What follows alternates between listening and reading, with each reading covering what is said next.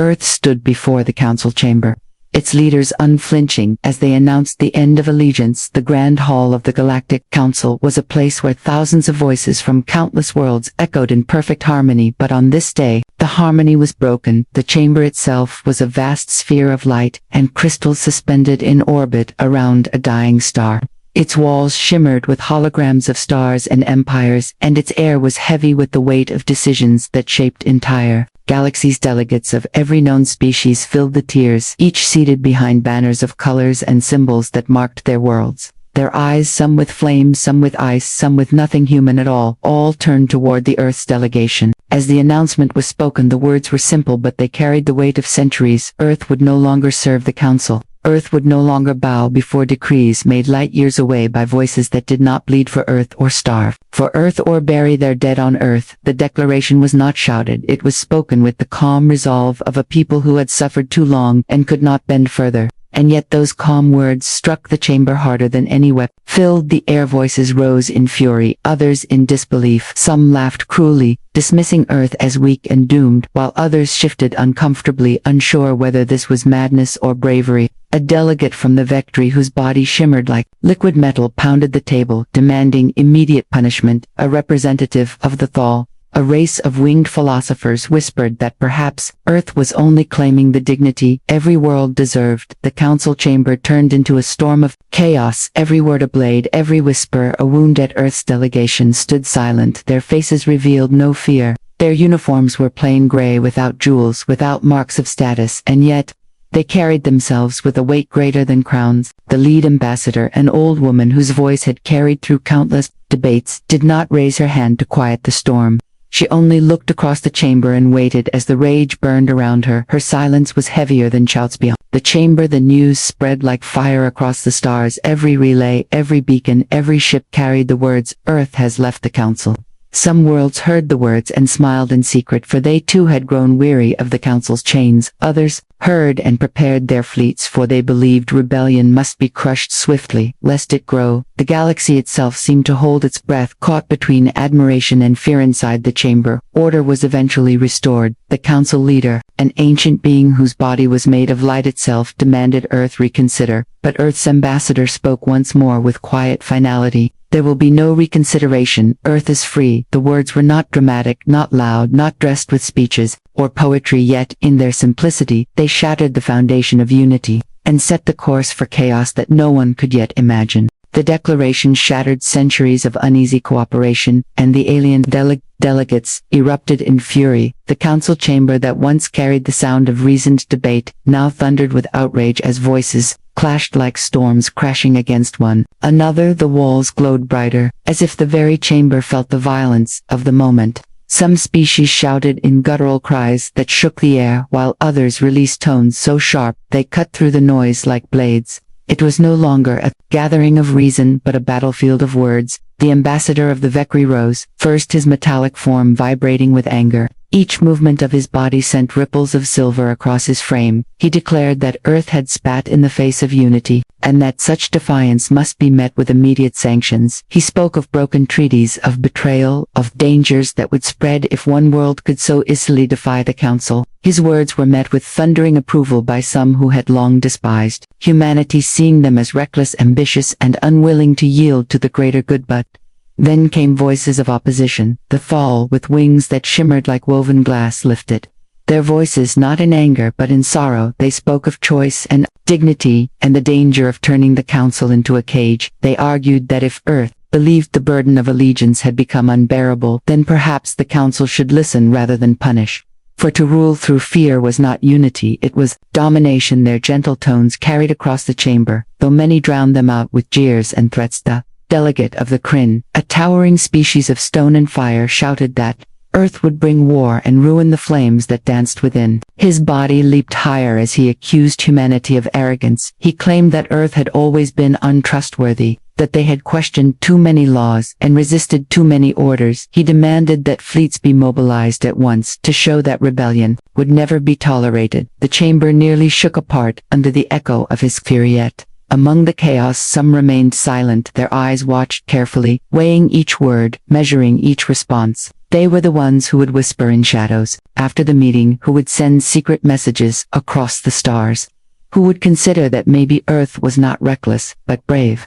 The split was not only between Earth and the Council, it was within the Council itself, cracks forming in the very foundation of their unity. Back on Earth, the broadcast of the chamber reached billions of homes. Screens lit up across continents and oceans as families, workers, and leaders watched the fury of the galaxy pour against them. Some felt pride swelling in their hearts that their world had stood unshaken before the mightiest power in the stars. Others trembled with fear, knowing that the rage of empires could bring destruction to their very doorsteps. Still, the message was clear and undeniable. Earth had spoken, Earth had refused, and now the galaxy had turned its gaze upon them. The uproar did not fade, it carried long after the ambassadors had left the chamber. Whispers of war filled every corridor of the station. The decision had been made, and the Council could not return to peace. The storm had only just begun. Some shouted for immediate sanctions, while others whispered that Earth's courage might inspire rebellion.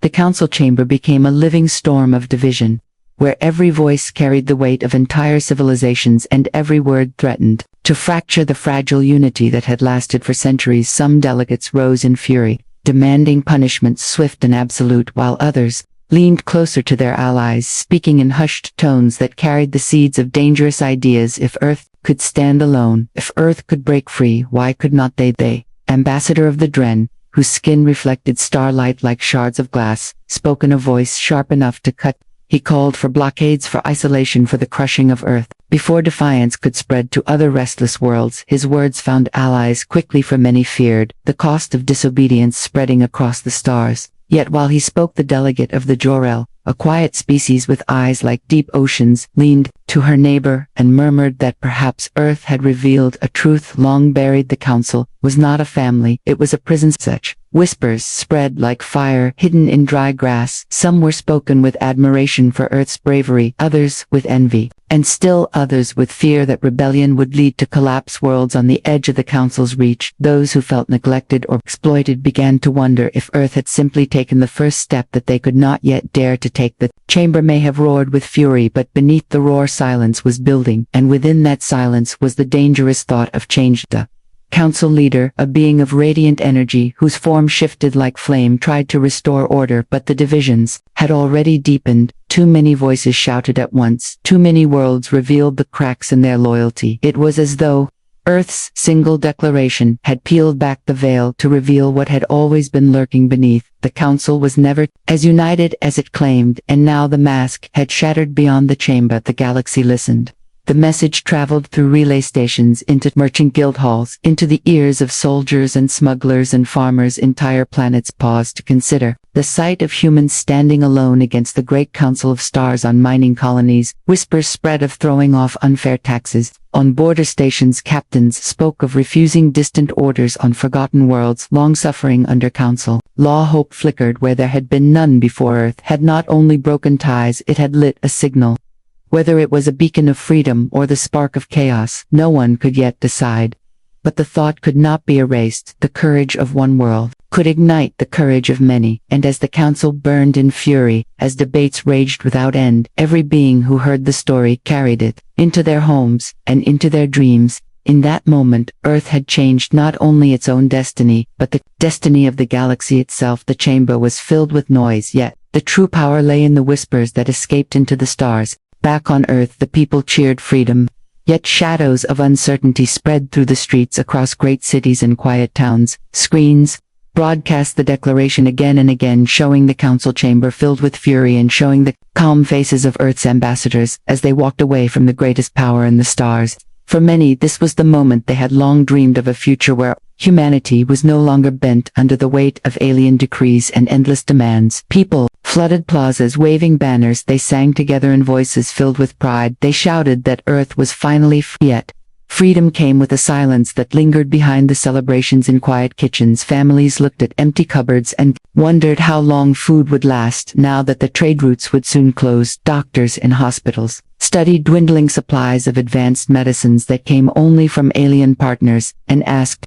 how they would save lives when the shelves ran bare. Engineers who maintained the planetary grid checked their systems and whispered among themselves for many of the components that kept the lights burning were crafted in factories light years away. The cheers filled the air, but beneath them the fear was growing. In government halls, leaders debated late into the night. Some argued that humanity would endure through sacrifice and self-reliance. They spoke of growing new crops, of mining their own minerals, of rediscovering technologies long abandoned in favor of easier imports. Others warned that isolation would bring collapse, that without galactic trade, Earth could not feed its billions. They demanded new strategies, new alliances, secret agreements with worlds that sympathized with their plight. The arguments grew louder with each passing hour, as the weight of the decision pressed down upon every minute. The streets of New Cairo, New Mumbai, and Neo-Tokyo, the people carried torches and marched in triumph, believing history had turned in their favor. Children waved small flags that bore the image of a rising sun, and shouted that they would never bow to aliens again.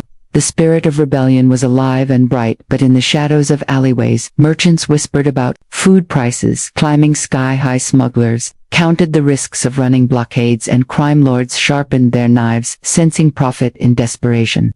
Hope and fear walked side by side in every street in orbit above Earth. The defense fleets prepared. They trained their pilots. They recalibrated their weapons. They watched the stars for signs of approaching council patrols. For the first time in generations, the fleet was no longer bound by treaties that limited its strength. The officers felt pride and dread mixed together. They were free to defend their home, but they also knew they might soon face forces beyond imagining. The silence of space weighed heavily upon them as they stared into the void. Earth was free, but freedom had never felt so heavy. The people celebrated, yet in their hearts they knew that the storm was only beginning, and that survival would demand more than courage. It would demand unity, sacrifice, and perhaps even the unthinkable. The council responded with swift cruelty, shutting down trade routes and freezing galactic travel within days. The skies above Earth darkened, not with storms but with silence, for the great ships that once carried food, medicine, and technology from distant stars no longer arrived. The orbital relays that linked Earth to the network of galactic commerce fell quiet one by one, as if the stars themselves had turned their backs. Entire fleets of alien patrols positioned themselves along the routes that connected Earth to its colonies in deep space, and the message was clear: no ship would pass, no trade would flow, no mercy would be given on the ground. The effects were felt with frightening speed. The great markets of New Europe and South Atlantic, where once alien spices, crystals, and technologies filled the stalls, now stood half-empty. Ships that had left Earth before the declaration returned to find their docking rights denied, their cargoes seized by council enforcers. The flow of goods slowed to a trickle, and then stopped entirely. Families went to stores only to find shelves bare. Merchants raised prices until common workers could no longer afford even the basics. Panic spread like fire in every city. The blockade was more than economic, it was psychological. The council had wielded it many times before against smaller worlds and colonies, and always it broke their resolve. The fear of hunger, the fear of cold, the fear of sickness was a weapon sharper than any blade, and now that weapon was turned against Earth. The broadcasts from the council carried images of their fleets, vast and endless ships, stretching across the stars, warning humanity that resistance was futile. They promised that if Earth returned in obedience, the blockade would end and life would return to normal. The offer was simple: submit or starve, but Earth was not silent. In the halls of government, leaders gathered around maps of supply lines and resource charts. They sought every way to keep their people alive. They spoke of cultivating the oceans, of mining the asteroid belt, of building technologies once purchased from others. They drafted emergency plans, they ordered rations, they sent secret messages to sympathetic worlds hoping for aid. In shadows hidden from the council eye, the struggle became a war of endurance. Among the people, courage and fear lived side by side. Farmers worked long hours to increase yields, engineers scavenged for parts to repair aging machines, inventors sought desperate new methods to replace alien technologies, communities formed cooperatives, neighbors shared what little they had, old traditions of survival revived in the face of isolation. Yet at the same time, riots broke out in the poorest districts. Crowds stormed warehouses demanding food, soldiers were sent to hold order, and blood was spilled in the very streets where freedom had been celebrated only days before. Above all, the fleets of the council hovered like predators circling their prey, waiting for the first sign of weakness. Their ships blocked every path through the stars. Their captains watched Earth with cold eyes. The blockade was not only meant to starve the body, it was meant to break the spirit, and, though Earth endured, voices of defiance still echoed, the shadow of despair was growing with each passing day. Supplies dwindled, cities dimmed, and ordinary families began to feel the price of defiance. At first, the shortages were only whispers: food deliveries, delayed shipments of medicine, postponed repairs to energy grids, slowed by lack of parts. People told themselves it would pass, that Earth had always found a way to endure, but as weeks turned to months, the reality became impossible to deny. Shelves in markets stood empty, hospitals rationed treatments, blackouts rolled across entire neighborhoods, leaving millions in the dark. The cost of rebellion had arrived at the door of every home in the heart of New Geneva. A mother stood in line for bread with her 2 children. The line stretched 4 blocks, and the loaves were fewer every day. She told her children that Earth was strong, that freedom meant sacrifice, but her youngest cried when told there would be no dinner that night. In the outskirts of Lagos, water pumps failed. Without imported components, families carried buckets for miles, searching for clean wells, and tempers flared into fights that left people bloodied on the ground. The promise of liberty was heavy in speeches but thin in the stomachs of the people. The government issued rations and urged calm. They broadcast messages of unity, reminding citizens that every sacrifice was a step toward true independence. They told stories of ancient times when humanity had survived wars, famine, and plagues without the help of the stars.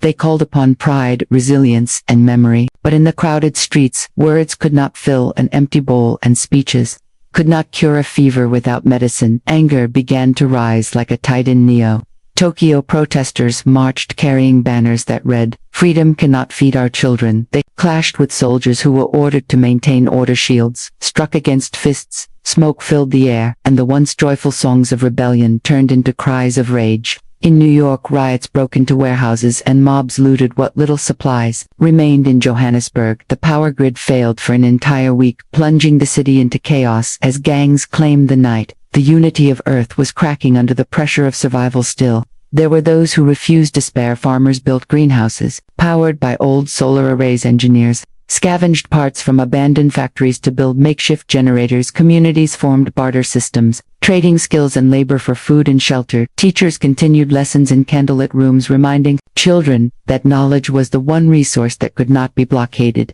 These small sparks of resilience carried hope. But hope was fragile, and hope was easily drowned in the sea of hunger and fare above Earth. The fleets of the Council remained silent watchers. Their ships were vast, cold, and unyielding. Their very presence cast shadows across the night sky, visible even from the surface as streaks of light that never moved. The people looked up and saw their jailers and their tormentors, and some cursed while others wept. Humanity was not yet broken, but each passing day tested the limits of endurance. Each day, the question grew louder in every heart: how much suffering could freedom demand before freedom itself was lost? Alien fleets moved into position, circling the void with silent menace as rumors of war spread from the surface of Earth. The stars looked unchanged, yet every telescope, every orbital station, every pilot who patrolled the skies reported the truth. The Council had brought its warships closer, vast cruisers with hulls that glowed like molten iron, carriers that carried swarms of fighters, destroyers armed with weapons that could split continents in seconds. They formed a wall in the darkness, encircling Earth like hunters surrounding prey. Their silence was more terrifying than any declaration, for silence meant patience, and patience meant they were waiting for Earth to break on the ground. Fear turned into speculation. Some said the Council would strike within days. Others said they would not waste ammunition when starvation would do the work for them. Whispers spread through the streets about secret invasions, about sabotage teams already on the surface, about traitors within the government serving the Council. Many of these whispers were lies, born of fear, but lies traveled faster than truth, and they burrowed deep into hearts. Ordinary citizens who once cheered for freedom now slept uneasily, waiting for the first flash of fire in the sky. In the halls of power, military leaders prepared with grim determination. Fleets of human warships launched from orbital docks, though smaller and weaker than the Council's might, they carried the resolve of a planet that had nothing left to lose. Pilots trained relentlessly, simulating battles against impossible odds. Commanders studied ancient tactics from Earth's own wars, hoping that ingenuity and desperation could balance the scales. Soldiers were stationed across major cities, ready to repel any landing force. Their faces showed pride, but their eyes betrayed the weight of fear. Meanwhile, smugglers and shadow traders flourished, slipping through cracks in the blockade to deliver contraband supplies to disparate cities. Some of these smugglers were hailed as heroes, bringing food and medicine at great personal risk. Others were condemned as vultures who sold at unbearable prices, exploiting the suffering of millions. The black market grew as fast as the shortages, and with it came violence, rival gangs fighting for control of routes and warehouses, adding chaos to a world already on the edge. Among the people, a dangerous question began to surface. Could Earth truly withstand the storm of war? If it came, was freedom worth not only hunger but annihilation? Families whispered of fleeing to remote settlements in the mountains or deep oceans, fearing the skies would soon rain fire. Religious leaders preached that suffering was the price of destiny, and that Earth was chosen to carry this burden. But not everyone believed. Many demanded negotiations, many begged for surrender, and others swore they would rather die than kneel. The alien fleets remained silent, their weapons hidden but ready. Their very stillness was a message more powerful than words. Earth was not only fighting hunger and despair now, it was fighting the crushing weight of inevitability. Each day that passed without attack was not relief but torment, for the people knew the strike could come at any moment, and when it came, it would decide whether Earth stood free or fell into ashes. In hidden corners of space, sympathetic worlds secretly offered aid, risking everything to support Earth. Not every member of the Council agreed with the blockade. Not every world believed in the punishment of a planet that sought only freedom. On the icy moons of the Solari, merchants whispered to human envoys and slipped crates of medicine into unmarked freighters. On the desert colonies of the Thal, priests sent encrypted messages, promising food shipments cloaked as religious offerings. Even within the heart of the Council station, there were voices who looked over their shoulders before passing data drives, filled with coordinates for safe routes through the blockade. These acts of defiance were dangerous, for the Council watched every corridor of trade, every flicker of transmission. Those who aided Earth risked not only their own lives, but the stability of their worlds.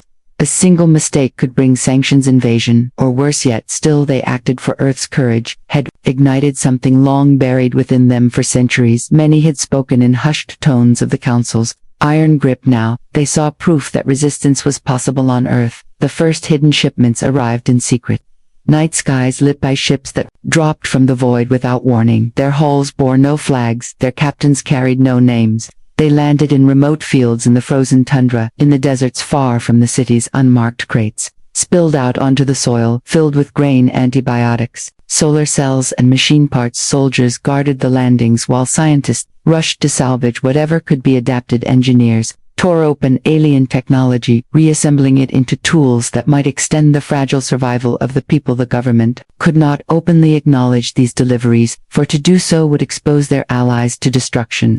Instead, they spread the supplies quietly through back channels. Entire neighborhoods woke one morning to find food deliveries at their doors. Hospitals received anonymous shipments of medicine, marked only with the symbol of a rising star. Power grids that had flickered for weeks suddenly roared back to life, powered by strange devices whose origin no one dared to question. Hope flickered again, fragile but real. Not everyone welcomed the secrecy. Some demanded to know who risked so much to aid humanity. Some feared that the Council would discover the truth and punish Earth with even greater force. Yet others whispered that perhaps a coalition was forming in the shadows, a gathering of worlds tired of bowing to ancient authority. Perhaps Earth was not alone after all. Perhaps rebellion could spread until the Council itself trembled. In the skies, the blockade fleets remained vigilant, but small gaps began to appear. A freighter here, a courier there, disappearing into the black void before detection. The Council commanders grew restless. They increased patrols. They questioned their subordinates, but suspicion was a disease that spread faster than certainty. If worlds within their own ranks had begun to turn, then the great unity of the Council was already crumbling, and so Earth endured, one hidden shipment at a time, one whisper of support carried across the stars. Each act of defiance was a spark against the night, a reminder that even under the shadow of overwhelming force, courage could travel unseen like fire through dry grass, and perhaps ignite a blaze no blockade could contain. The galaxy teetered on the edge of conflict, and Earth now stood alone, determined to survive whatever chaos followed. The Declaration of Freedom had spread far beyond the Council chamber. It had seeped into the veins of every world, every colony, every station, and it refused to fade. What began as outrage had transformed into a storm that the Council could no longer contain. For every punishment they imposed whispers of defiance multiplied, for every blockade they enforced shadows of resistance, slipped through their grip. The galaxy was no longer united, it was fractured, and Earth was the stone that had shattered the glass in the core worlds. Riots erupted as ordinary citizens questioned the wisdom of their leaders. Some demanded harsher action against Earth, others demanded an end to cruelty. Entire streets burned under the weight of division. Alien soldiers clashed not with humans but with their own people, for rebellion was contagious and fear could not silence it forever. Trade guilds broke apart, merchants refusing to pay taxes to a council they no longer trusted. Religious sects declared that Earth's courage was a divine sign, and pilgrims carried the story like holy scripture into the farthest reaches of space on Earth. The situation was desperate yet unbroken. The shortages had not ended, the blockades still choked the skies, and the fleets above still waited like predators with sharpened claws. But the people had not surrendered. They built farms on rooftops. They turned deserts into fields with stolen alien technology. They created networks of barter and aid that bypassed the old systems. Entire cities learned to survive with less, finding strength in unity. Families who had once been strangers now shared tables and shelters. Humanity discovered that in the crucible of isolation, it had become something new, stronger than it had ever imagined. The council debated endlessly. Their voices no longer thundered with certainty, but trembled with doubt. Some leaders demanded a final strike to burn Earth into ash and make it an example. Others feared that such destruction would ignite full rebellion across the galaxy. If Earth could be erased, so could any of them. The once unshakable authority of the council now cracked under the weight of its own fear. Its fleets remained in orbit, yet hesitation rooted them in place. The silence of waiting became heavier than war itself. Beyond the blockade, sympathetic worlds continued their secret aid, and their whispers grew louder. Some began to speak openly, refusing to enforce the council's orders. A coalition was forming, though fragile and hidden, and at its heart was Earth. The council had intended to isolate humanity, but instead they had exposed their own weakness. The galaxy saw that even the greatest power could be challenged, and that freedom, though costly, could not be chained forever. In the streets of Earth, children played under skies shadowed by warships, yet their laughter carried across the ruins like defiance. In the chambers of power, leaders stood weary but unbroken. In the vast dark of spaceships prepared for battles that might never come, Earth was alone, yet Earth was not defeated. And though chaos had followed the split from the council, within that chaos was the seed of a new destiny. A destiny that no blockade, no fleet, and no council decree could erase.